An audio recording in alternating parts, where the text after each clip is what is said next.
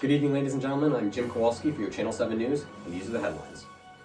As global temperatures continue to increase, people from all corners of the earth are taking action. This is the case in the heart of one Brian Knowles, a power plant manager and self-described red-blooded American, who has started to do something to ensure his safety and stability in the coming years. Greg Russo with the story. Thanks, Jim. Living in a rapidly changing world can leave many of us feeling helpless. The story of Mr. Knowles shows us the power of taking our future into our own hands. Recently, Brian has bought up inexpensive land in his hometown of Mount Pleasant, with the hopes that rising sea levels will make it profitable beachfront property. Knowles runs 3 gasoline-powered generators 24 hours a day, in addition to the electricity used at his plant, with the hope that he'll get a quicker return on his real estate investments. Knowles also works with a lobbying group called Americans for Dog Safety, which protects Mr. Knowles and the interests of the natural gas industry.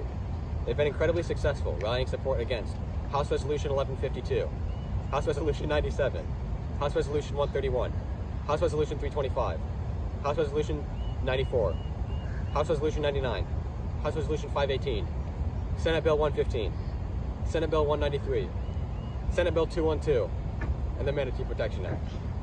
We caught up with Mr. Knowles yesterday to discuss his savvy economic investments. Here's what he had to say. Thanks for sitting down with me today, Mr. Knowles. Of course. So, what are your overall thoughts on this climate change phenomenon?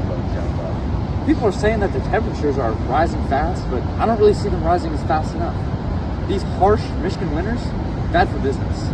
I want Michigan to be more like the Florida Keys, sunny, sandy. Covered in water. Oh yeah, as much as possible. I never thought about it that way. So, what prompted you to make these investments in your hometown? I'm a man of science. I simply looked at the science of it all. Michigan is surrounded by water, rising temperatures, rising sea level. I really just made some simple calculations. Wow, nothing more comforting than a man of science. Anyway, how do you cut through all the bureaucratic red tape that comes along with achieving your unique American dream? Actually, no one really stops me. Once I opened up my ventures to the public, I think as Americans, we just let the free market do its thing. Wow, nothing more inspiring than a man who pulled himself up by his bootstraps. Thanks for sitting down with us today. Of course. And now we'll head to weather, where we welcome Channel 7's newest meteorologist, Garrett Owens. This guy's so much worse than Doug. Yeah, well, Doug didn't work for minimum wage. Good one, Jim. I'm Garrett Trabosky with your Channel 7 weather, and here's your forecast for another cold and sunny Michigan day. Here on the chart, we see that Ann Arbor will be facing temperatures around 45 degrees, with winds coming left to right. Going farther up north, we're reaching temperatures about 38 degrees, and going down south, we're reaching temperatures of 50 degrees. Watch out for the westerlies, the easterlies, and the rest of the east, as they'll be pushing some of that warmer weather up south, creating some hotter temperatures. Be aware of winds coming from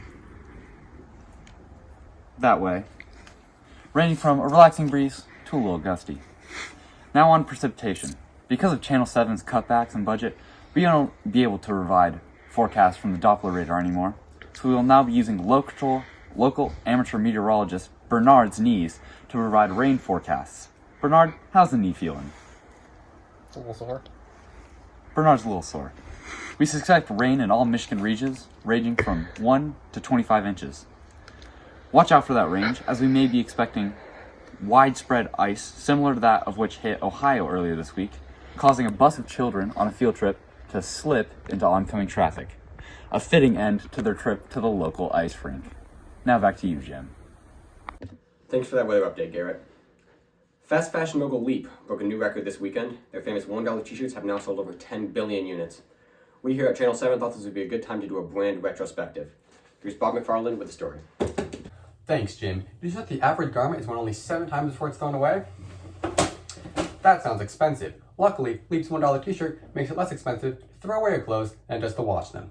However, as convenient as this company is, no road to the top is entirely smooth. Leap has recently come under some criticism when a budget report revealed that the women employees made only half of what was made by the male counterparts. However, the problem was quickly fixed with a corporate apology and a 50% off discount to all women through the end of the week. In a similar vein, some took issue with the company's Leap for the Stars campaign. With this campaign, Leap promised a quarter of their profits would be sent towards various public schools around the country. Later, letters from the CEO surfaced that said that not only had no money been donated, but there was never any intention to donate at all.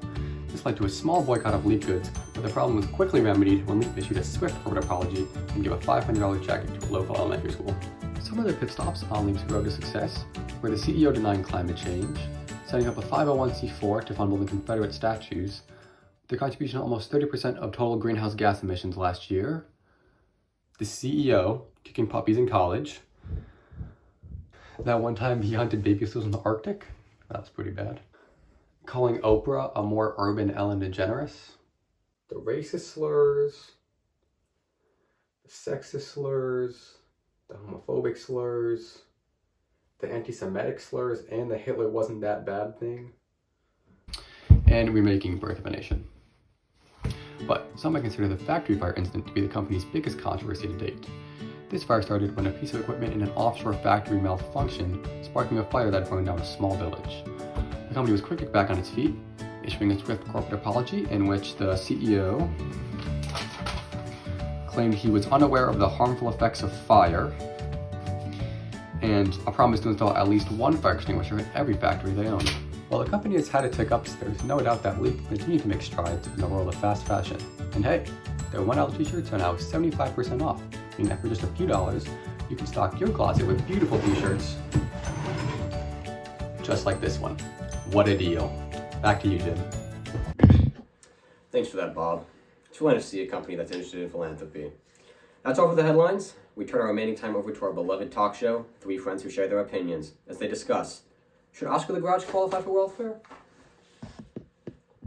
You know, this wouldn't be happening if we were living in the United States in a communist China, which is what China has 38